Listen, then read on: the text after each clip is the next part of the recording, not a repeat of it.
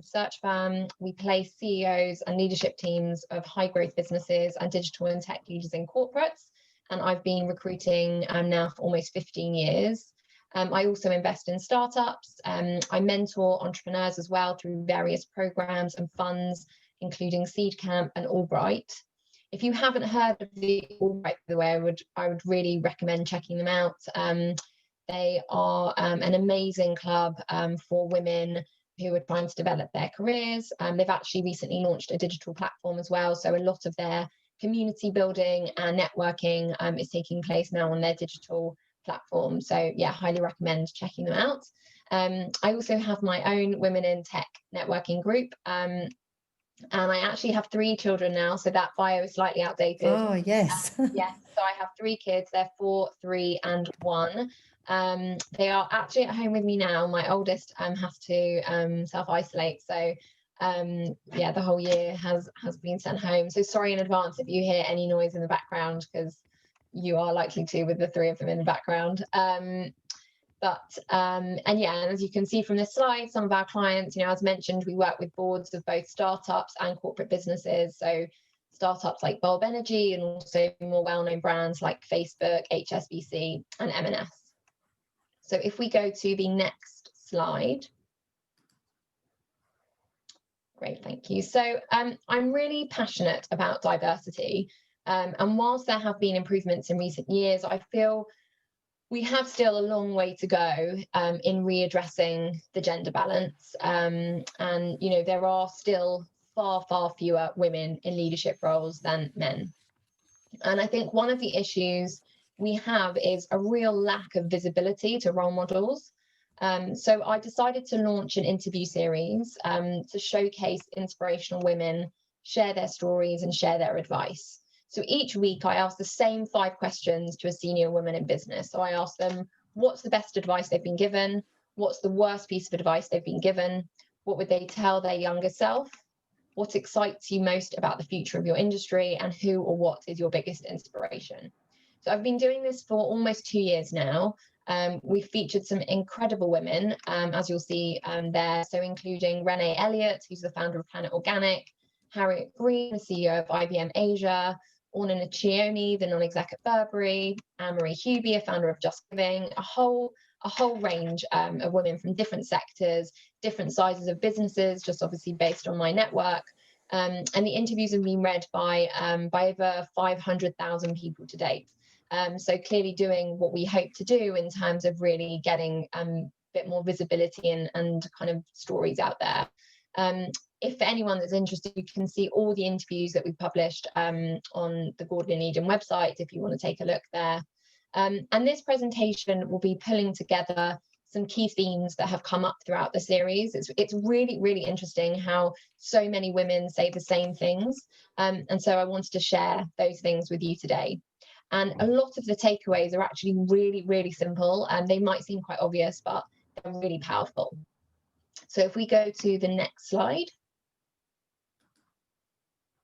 So the first point is all around perfectionism and being uncomfortable.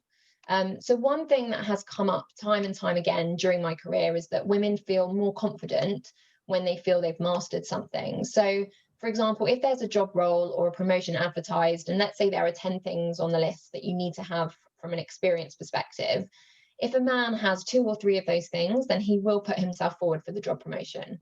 Whereas a woman will likely wait until she's got most of those things on the list before she feels qualified or confident to go for the role. And most of the women I interviewed, talk about being comfortable with being uncomfortable and starting things before you're ready. So if you wait for the moment to feel ready for something, then it really rarely happens. And so try and find the confidence to really make the leap and make a decision to move forward. A lot of us are, if you think about it, are raised to try to be perfect, like the concept of this kind of good little girl. And actually, it's really trying to flip that subconscious belief and recognize that in business, it's actually good to fail. I work for a lot of tech businesses where their mantra is all about having a fail fast culture. So you test, you iterate, you learn as you go.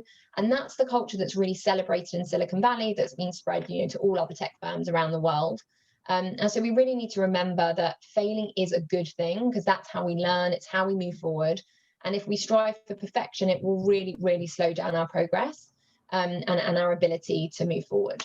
So think about something being good enough to do as a benchmark than waiting until something is perfect. So if we move on to the next slide. So the next theme is all around motherhood, time management, and work-life balance. I'm unsure how many of you in the group are mothers, but some women who I interviewed talked about the concept of trying to have it all and how it's virtually impossible, as I'm sure we all know, to be everything to everyone all the time. And to be honest, whether you're a mum or not, there are lots of things in life we're constantly trying to balance and blend, be it working, being a daughter, being a wife, being a partner, a friend, a sister, and having the expectation to be everything to everyone all the time is just unrealistic.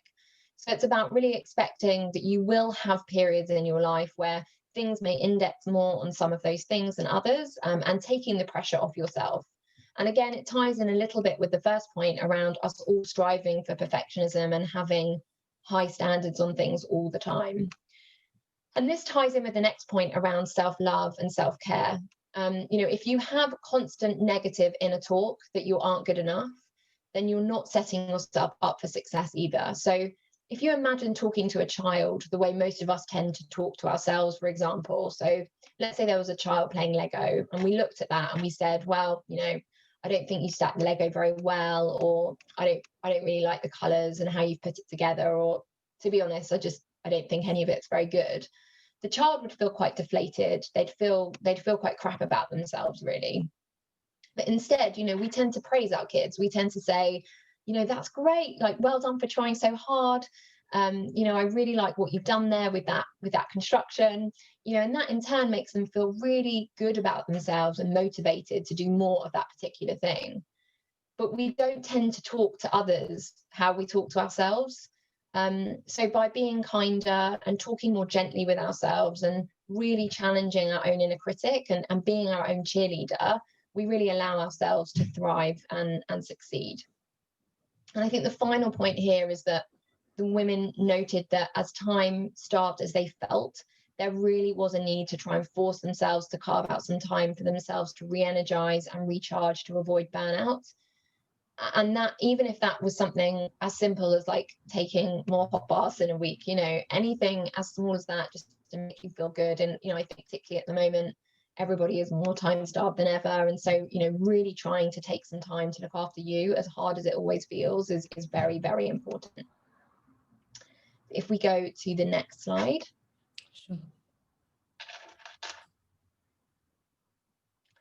So this relatively short point, but authenticity and self-awareness came up a lot as well.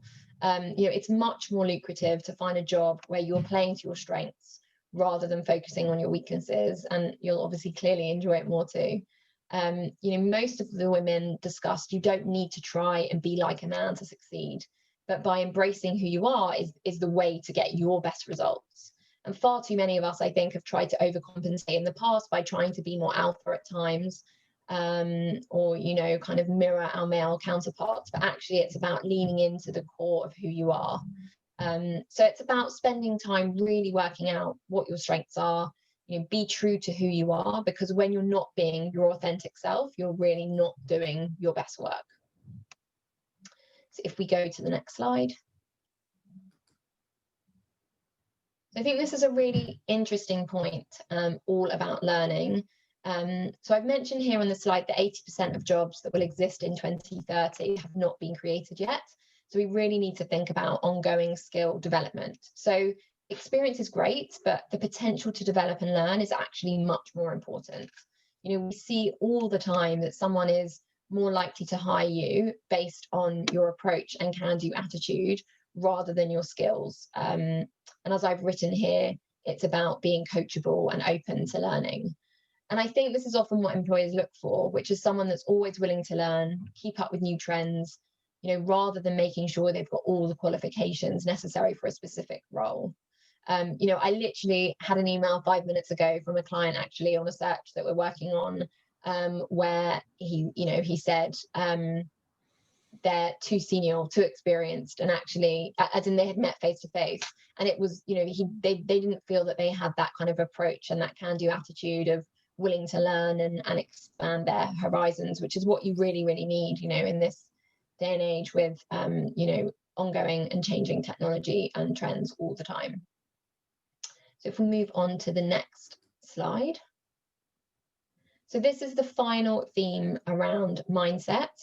I think it is also important to note that a lot of these themes clearly aren't specific just to women. You know, they're personality traits of many successful people. You know, whilst the interview series has highlighted the same themes that I wanted to share, you know, I just think it's worth noting that a lot of this stuff is just generally universal and really helpful for our own personal development. So you know, goal setting came up, and how having a goal is great, and it really helps you to know where you're going. But it's really important to enjoy the journey, to celebrate those small successes on the way, so that we will feel more fulfilled as we go. I think it's always, you know, a tricky one to blend in terms of managing, focusing on the goal in the future, but also staying in the now and enjoying the wins as they come, you know, for greater fulfillment. And then the last point is around surrounding yourself with good, positive, inspirational people. I think, you know, there's a famous quote around, you're the average of the 5 people you spend the most time with. I think if you don't feel you have people around you who are encouraging and supportive, then it's about, you know, how do you try and cultivate additional relationships? You know, maybe getting a mentor or finding inspiration elsewhere so that you can really be reaching your potential. So if we just go to the next slide. So when Em and I had an initial chat around, you know, how all this content could be useful, as well as just being kind of inspirational advice, I think one of the things is, you know, what can we learn and take away from all these from these women and their pieces of advice? And I think it's around, how do we use it to really sell ourselves going forward? And how we can do that positively, and what that means in a relation to a job search. So I think, to summarize, the key points would be, you know, always put yourself forward for an opportunity, even if you feel you don't have all the relevant skills. And, you know, you've got to think, what is the worst that can happen? You know, let's say you have a disastrous interview, at least you're learning from that interview. And it's good practice, and you can, you know, take tips away for the next interview, and you never know, you might just get the job. Don't feel you need to be someone that you're not. You know, be true to who you are, and your attitude and willingness to learn really will go a long way, and it's a very, very key trait in why someone will hire you, if they really feel, you know, you've got a can-do attitude, you'll help with the team, you know, you've got a great energy. Like, that really is a you know, key things that someone looks for.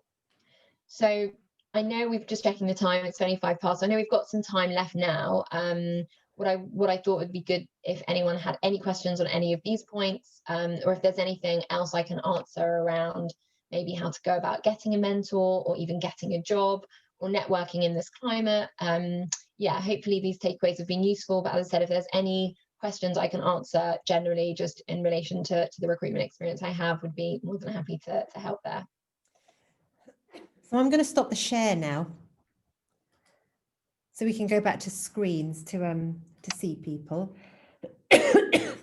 So thank you very much for that. I mean, so many interesting points, and it certainly resonated with me, a lot of the points.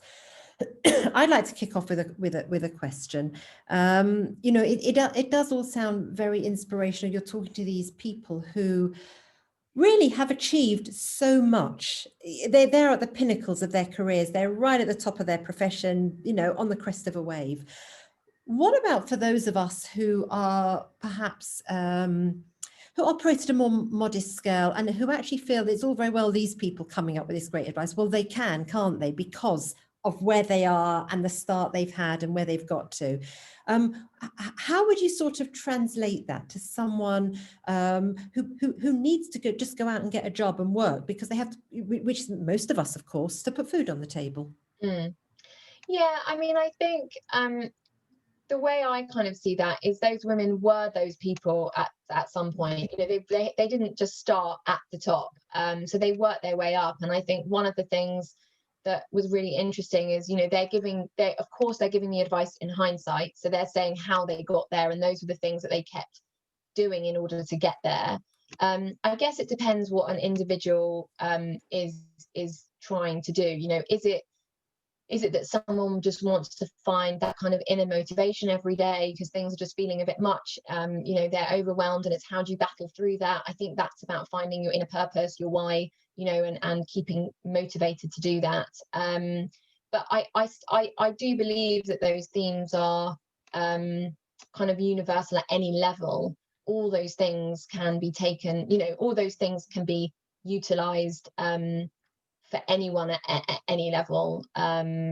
If I don't know if that necessarily answers the question, but I think that if you kind of think about, that all the stuff is around mindset, it's around approach, it's around keeping positive, it's around finding mentors. That is something that you can do with no experience, loads of experience. So yeah, I don't think it is. It's just about the level that you're at. Thank you very much. So we've got a few questions on the chats, which I'm going to now start addressing, if that's okay with you, Sophie. Of course, yeah. So Rita has asked, thank you so much. You mentioned that we can ask how to get a mentor. And Rita's saying, how can I find one to help guide me on the next steps of as in Rita's career journey? Yeah. And I've noticed as well that Carol and Lorna have both asked around similar questions. Yes. Yeah. So hopefully the answer will help everyone. Yeah. So I mean, it's a big topic, obviously. So I will try and be as succinct as I can. I think the first thing I would say is don't be afraid to ask the question. I think so many times people shy away from asking the question of, would you be my mentor? Or do you have time for a chat? Or do you have time for a coffee? And I think we think of having a mentor as this big, complex thing. And actually, it could just be one coffee, one chat. You could get all you need from that person just in one half an hour session.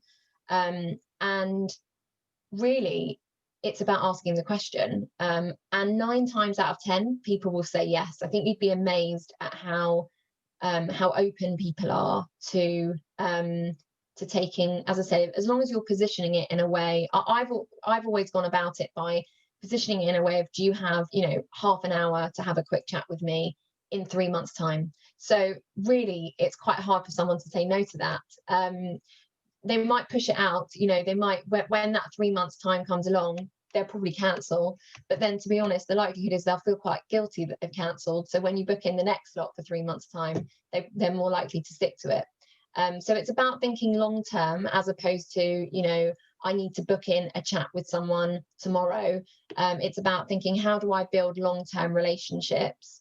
And don't put pressure on the outcome of that. Just think, it'd be quite useful if I could speak to a couple of people over the next 6 months for half an hour over Zoom, and I think if you're, I always feel when I'm approaching people to ask them for things, which I do every day, I always try and position it in a way of, I'll tell them a bit about myself, again, in a really pithy way. So I'll try and be as succinct as possible. I'll tell them a little bit about myself.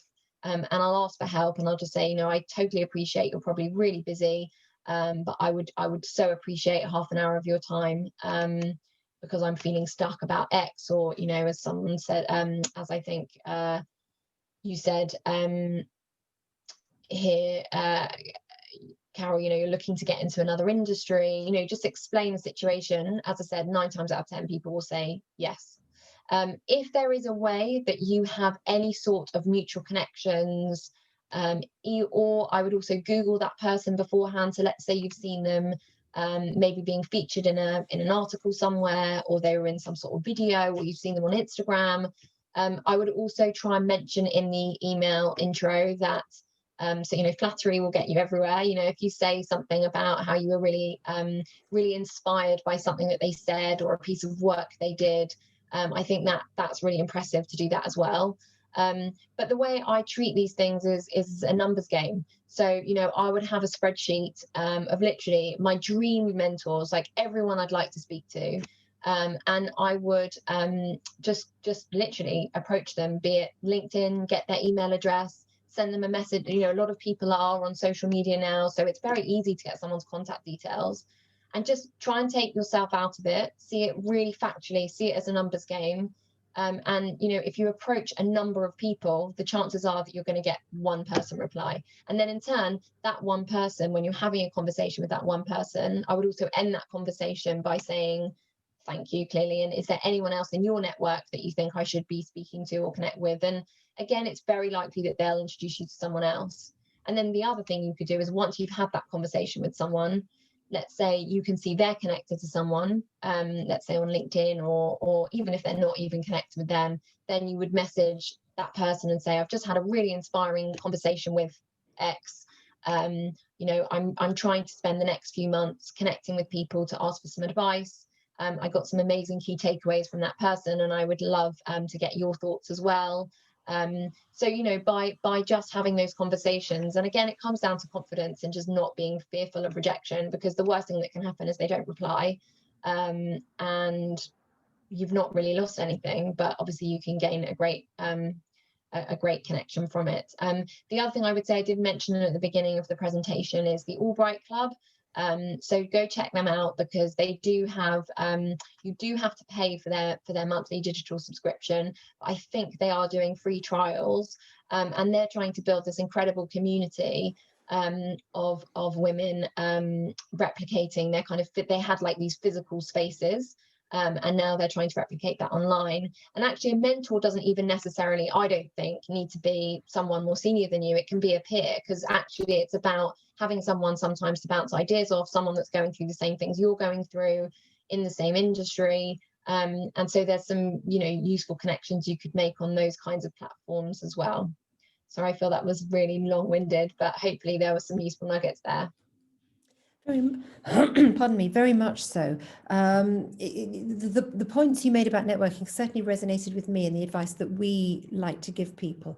People sometimes regard networking, this mystical beast of networking, as being almost completely focused on the end game, which of course is in their mind the job.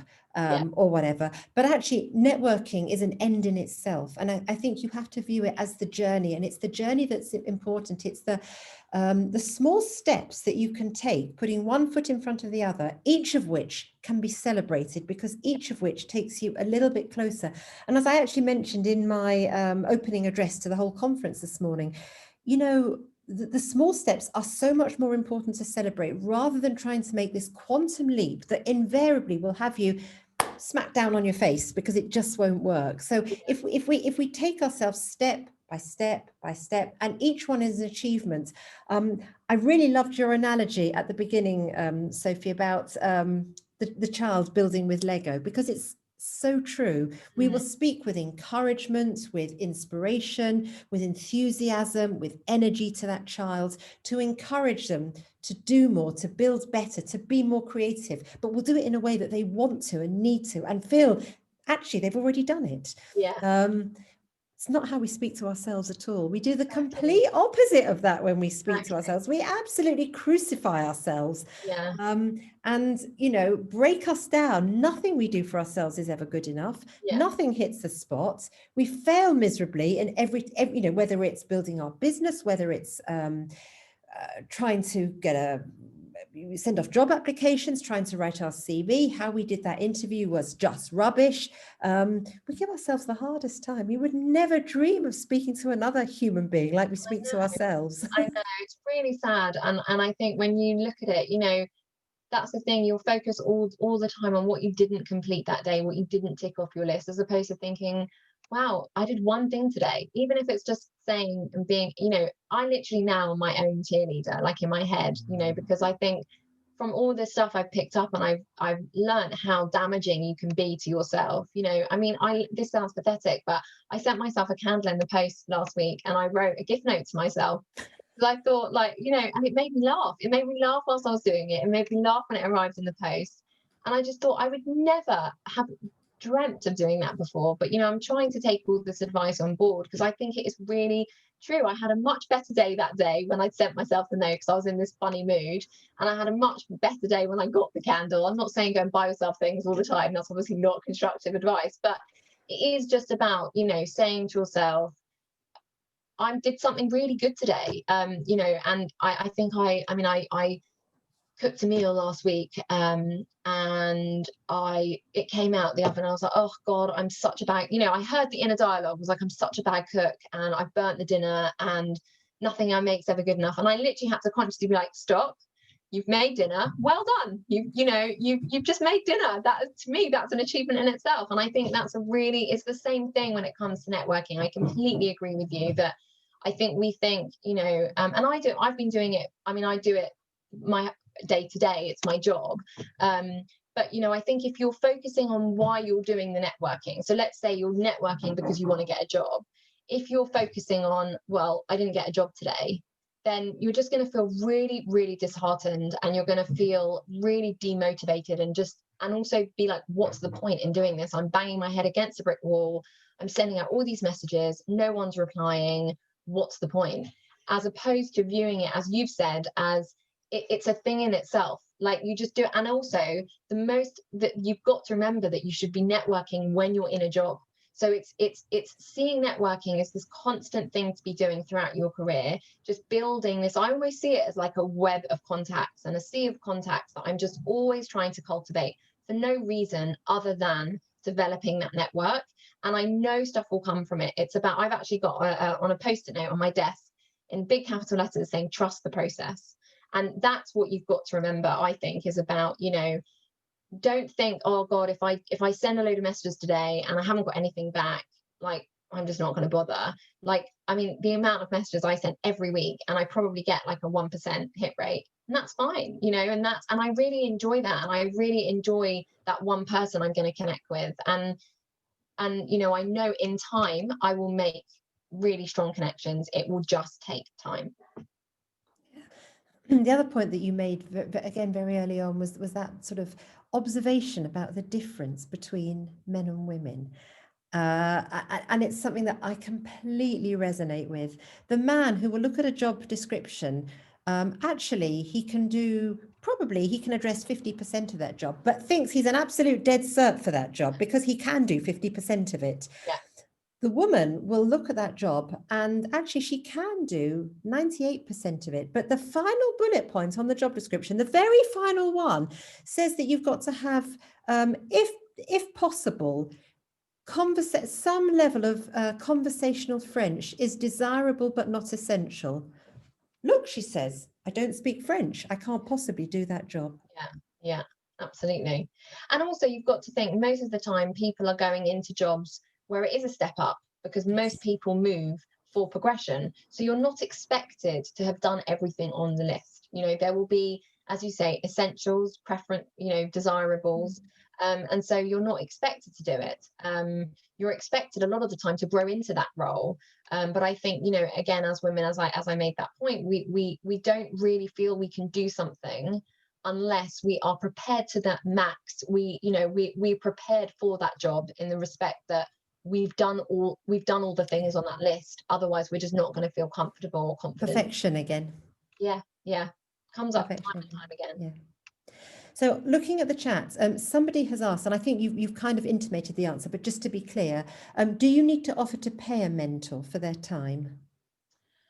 No. So most people, I think there's a difference in a mentor and a coach. So there'll be a series of people. There's obviously coaches, which I think could be really, you know, if you have got the money, then it is a useful investment to have a coaching session or multiple coaching sessions to help. But I think mentors on the whole don't expect money. I think, you know, you can send them something afterwards if you really want to. I think also the relationship with a mentor, you know, sometimes it can just be one coffee. And I think that's the other thing. I think mentoring, the word, can be quite frightening to both parties. You know, if someone asks you to be a mentor, you might think, oh God, I don't have the time to mentor someone, because it can feel like it's an ongoing time commitment.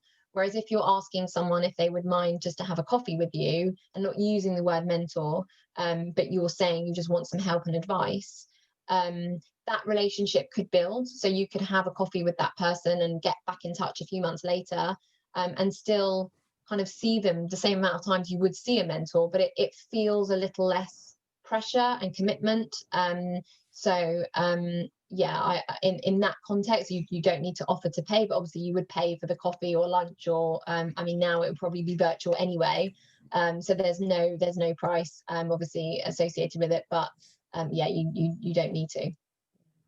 So Joan has asked a slightly philosophical question, I feel.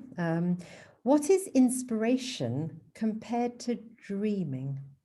Oh, what a lovely question. So I think Thank that, you for that question, Joan. yeah, I think that will obviously mean different things to different people. I think for me, I like to, for me, I will find inspiration that, or I will find things to inspire me that are going to help me achieve my goals. So there are some things in I think what I think you mean around the dreaming point is there are some things that might actually not inspire you, but they might actually make you more anxious. So if sometimes we write a list of everything we want, we can realize on that list that, or we can start to feel we're so far away from getting those things that they can actually create more anxiety, because you feel like you've got such a lack of control around what it is that you're looking for. So what I try and do is think of it more as instead of, I guess I don't mean like inspiration being go and look on Pinterest at, 50 million pound beach houses. I mean, look, if that's going to motivate and inspire you, it might. This is what I mean. It's quite individual to the person, I think, because for some people that might feel like it feels too far away. What I try and do is find more inspiration on, let's say, social media. So for Instagram, for example, I'll follow philosophical thinkers, and I'll follow people that are often posting motivational quotes. So it's things that inspire me, when I am mindlessly scrolling. I'm looking at things that will inspire me to put things into action, because that's what helps me. For some people, though, dreaming might be inspirational, and that is okay. I think it's about finding what, there are some things that will sit well with you and some things that won't. And I think it's about finding what you connect with personally. We have we use a phrase occasionally at work, which is understanding the difference between something that is somebody's pipe dream and something that is somebody's pipeline. And it kind of is a bit similar. We all have so many pipe dreams about things that might be about the job we're going to get eventually, or the journey we're going to go on, or our innermost thoughts and desires for our own life, or whatever it happens to be. But our pipeline is something that actually is coming down at us right now, or in the future, something that we're actively, practically working towards one way and another. There's one tries to be very tangible. The other perhaps is a little less tangible. Doesn't mean we shouldn't dream. It really doesn't mean we shouldn't dream, because actually so much of what we do starts out as our thoughts and dreams and aspirations for where we and those we care about are going to go in the future. But at the same time, sometimes we have to underpin it with a little bit of and I'm a huge believer in like visualization, affirmations, having kind of vision boards, all that kind of stuff, and I'm a big believer in dreaming big, but as you say, it's then breaking that down into kind of what's the realistic achievable timeline and time scale on that, and how can I go about achieving that. And I think, someone said to me recently when I was having one of these conversations with people is, if you want to be a millionaire, for example, how does a millionaire behave? What do they read? What do they do? What are they, they're not scrolling Instagram all day, every day. It's those kinds of things. It's kind of getting into the mindset of who you want to be now, but having kind of tangible, actionable things to do so that you feel like you're moving ahead. Thank you. And Nicola has asked, hiring biases are not reserved for gender and ethnicity. Failing to tackle ageism, a very big topic, means businesses and talented individuals could be missing out. What are your thoughts? Totally agree. I couldn't agree more with that. I think I think diversity means everything. It means ageism, sexism, race. It's all of it. So my thoughts are, I completely agree. I think that businesses are doing better at trying to, I think everybody has a subconscious image of what this person needs to look like when they're hiring someone. I think businesses are doing better at challenging themselves at their own kind of subconscious beliefs, but they're still there. And I think ageism is very much in there with that as well. And I think, back to one of the points I made earlier around someone being too experienced or too senior, and people not wanting to hire someone that they think is kind of overqualified, particularly in a climate like we're in today, because there's a worry that someone's going into a job because, and when things maybe pick up, in 6 months, they'll go and do something else. So, it is a challenge. I'm not sure I've got the answers for that. I think that it again comes back down to relationships, networking, and an attitude and an approach. I think it's less about, as I've said throughout the kind of presentation, it's less about experience and it's more around an approach. And so it's about getting that across in an interview. I couldn't agree more. And if I could add, I mean, the issue of ageism is huge. And as I get older, and believe me, I am getting a lot older, I am swiftly heading towards, I can't even bring myself to say it, 60. No. Yeah. Yes. But what that tells me also is that it's something that I feel even better able to deal with, to address, and also hopefully to reassure people as well. There's no doubt it exists, as you've said, Sophie. But your points about attitude are really, really important. In my experience, people are seldom discriminated against on their age, but they are quite often discriminated against on their attitudes. And sometimes those attitudes go with their age, and that's where some of the issues arise. So there are so many things that you can do to address that. First, awareness is the first one of them. Being aware of how you come across to other people. It can be horribly painful. None of us like to address these things. Believe me, we really, none of us likes to take a good long look in the real mirror or the metaphorical mirror, for that matter. And then being, honest with yourself to start addressing these things, taking good advice and guidance from people who can assist. And there really are people who can assist. Selling yourself in a positive, right way. I think, that the concept of attitude is critical. The other concept from a workplace perspective that comes through as vital is the concept of energy and being energized. Workplaces want people who get stuff done. Now, getting stuff done is a technical term. It means absolutely nothing, and at the same time, it means absolutely everything. And if you can convey through your application or through the way you run your business, that you are a person working with other people who can get stuff done, whatever that stuff is, that creates this aura of positivity. And an employer can start to go through a process of mental visualization that actually you have a place in that workplace. Yeah, absolutely. And I think as well, I think it's about making sure in an interview scenario that you are addressing someone's concerns even when they haven't raised them. So let's say, taking your point around the bias that might come from an ageism perspective around people assuming that you're stuck in your ways, for example. Exactly. When you're not, it's about addressing that, even if it's not said, because no one's going to ask you that question. No one's going to ask you outright. They've got that belief and they're almost going to hear what you have to say, but probably not even listen and just be like, oh no, I'm not going to hire that person.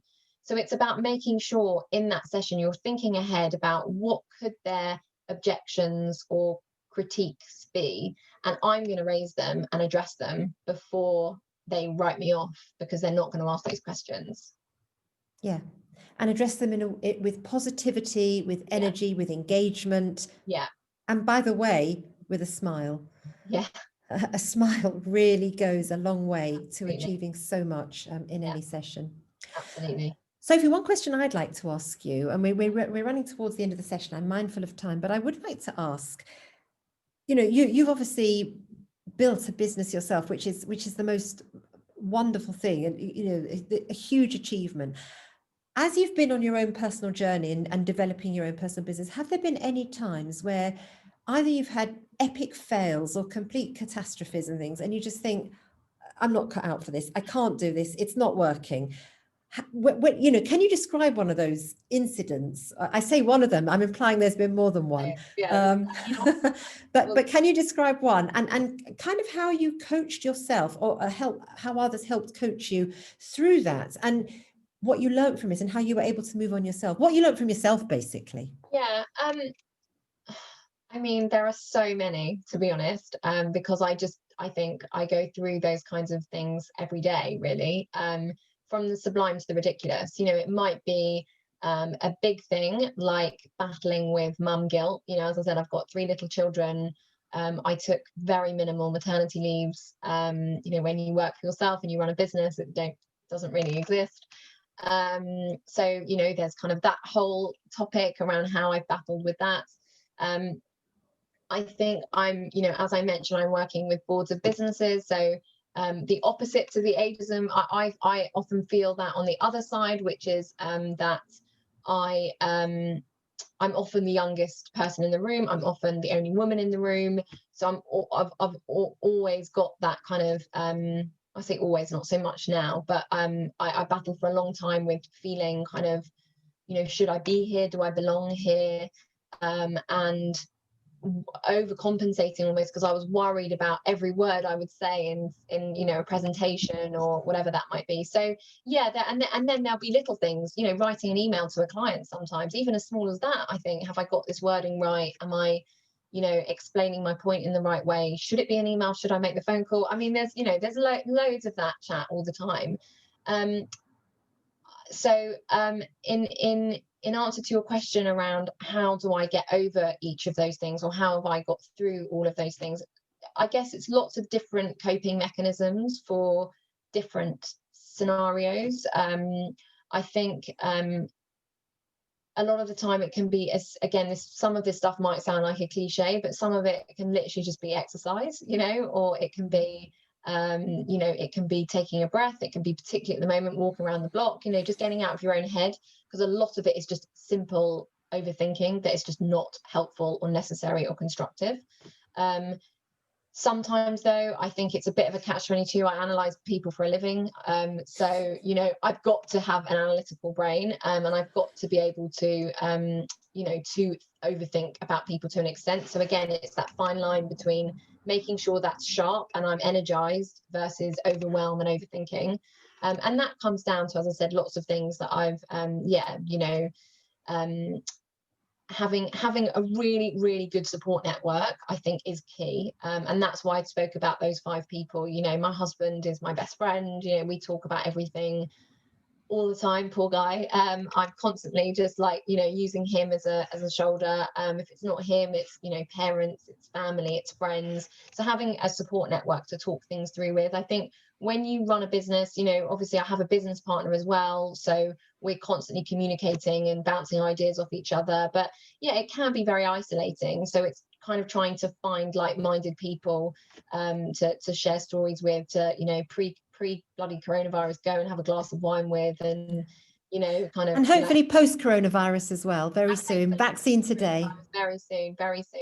And even things like therapy, again, I know those things are costly, but I think it is, it's if you think about all these kinds of tools, I've gone through life, wherever I am, be it when I was at school, be it when I started a job, and I always look at the high performers and I think, how do they do what they do? So I look at what they're doing and I try and emulate their success. It's how I've been my whole life. You can't always do that, because you might not, as you said, one of your first questions was, well, they're operating at sometimes at a different level, so we don't have access to a chef and all these kinds of things that would make our life a lot simpler and easier. But if you look at, top sportsmen, they have access to therapists every week. They'll speak to a therapist, just to enhance their performance. Top business owners will have business coaches. All these people at the top of their game have people around them that they can share ideas with, offload, work with. And so it's, if that isn't affordable, because it's not affordable to most people to do that on a regular basis, how do you then create that system yourself? How do you create that community? How do you create that support system that is going to help you? And that I think is obviously down to an individual to go and seek that out. Thank you. I'm conscious of time, but Kaylee has asked a question on the chat, and she says, I'm a young mum that's come out of maternity leave, looking to pivot her career, which of course is a very regular and much, trod path. A lot of people look to pivot their career. I'm planning to upskill and freelance while job hunting, but with the current climate, I'm worried that by the time I find a new job, I could be ready for another baby. Should I let that hold me back? I'm concerned that it would work against me if I get a job and disappear on maternity leave soon after starting, and I should stick with freelancing until I'm at a more stable point of her life. The perennial woman's issue, I guess. So I can only answer that I think in relation to my own, how I've approached that in my life, because I know there are really, without sounding like a politician, there are two arguments to that question. And both I think very valid. But for me, I always took the view, I'm not going to make decisions based on wanting to start a family or have more kids. So I set a business just after I got married. So I knew I was about to try and start to have a baby. So it was the most bonkers time to do it. But it was the right point for my career to do that. And I just thought I was going to go for it and just deal with it and manage it at the time. I think from my own experience, my mum always worked. And then when she had me and my brother, she stopped working and she took about 7 or 8 years out and then went back into work. And she always said to me, so I guess the voice that I always heard was, it was the biggest mistake. And I should have kept my toe in. I should have done something, because it was very, very hard to re-enter. And so she was always pushing me and encouraging me, just carry on, just keep going, you'll work it out. I can't, I look back now at the last year, as I said, I've had 3 kids in 5 years and the business is 7 years old. So I look back now and I think I don't really remember the last 5 years. It's all a complete blur. But it felt for me instinctively the right thing to do. And I am very passionate about what I do and I love what I do. And I think, to Kaylee, I think, you can look at it either way. I know what it's like when you're sleep deprived and you're really surviving, you're getting through each day. And so you can, there's the other argument, which is, don't throw in something else that's going to overwhelm you even more. However, if the thing you're looking at upskilling in and freelancing in terms of if it's this new job and it's something that's going to energize you and it's going to, I think it is that it's very hard for some to be away from your kids. And so I've always taken the view, if I am going to be a working mum, I want to be doing something that I love, that I look forward to doing. And so you could argue that, my advice would, it shouldn't hold you back. And that's how I would approach that situation. Brilliant. Well, that was a great note to end on. It's 10:50. Oh, no, my computer now says it's 11 o'clock on the nose. So Carol says she had a similar question. So I hope that answer helped you, Carol, as well. Sophie, thank you. That was the most wonderful session. Really enjoyed it. What you've learned from Inspirational Women, you have inspired us with this morning. So thank you very, very much. I hope everyone else enjoyed the session too. You know the drill, everyone. Now there's a 5-minute comfort break. I'm going to get a coffee. I know that. The next session from 11 to 12 o'clock is either the CV and the cover letter. So for those people thinking of going back into work, a very, very useful practical session, getting your application noticed. Alternatively, building resilience, which is something we all need to think about a lot of the time, if not all the time. So Sophie, I can't thank you enough for giving out your time. I hope your kids have coped with you. Yes, I think so. Husband is downstairs managing the I was just going to say as well, if anyone does want to reach out and ask me any questions at all on anything we've covered or anything, even if you just want any general advice or just want to chat, like I'm always here, happy to answer any questions on anything. You can find Sophie on LinkedIn as a starting point. Yeah. Great. Thank you all very, very much. Take a break and see you all on one of the next 2 sessions. Many thanks, everyone. Bye-bye.